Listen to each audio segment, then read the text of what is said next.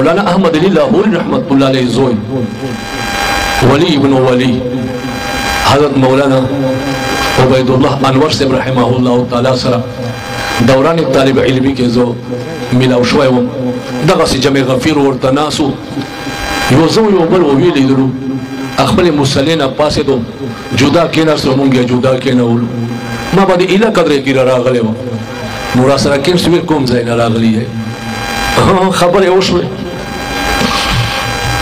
اویلی وہ وظیفہ درکاؤں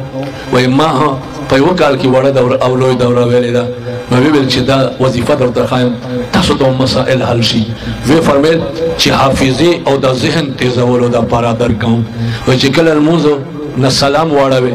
او اوسو دا خائل اسبا و دی تندی باندی دا سکے دے او یعنی دا لاندی سریے او دا بوئے یا علیمو یا حفیظو یا قوی یا علیمو چوائے دا تصور بکی چی زما علم کی اضافہ ہوگا یا حفیظو چوائے دا سوچ بکی زما حافظے کی زیادت ہوگا اور یا قوی زما ذہن تیز کا دا پیزز علی اوائے بیابا اللہ سکتا کے بیابا اوائے رب شرح لی صدری ویسر لی امری وحلل عقدتا من لسانی یفقو قولی ویدابا دریز علی اوائے رب زدنی علما بیوز علی اوائے بیا خیسر نما گسر باندے دا سے شفبہ اوکے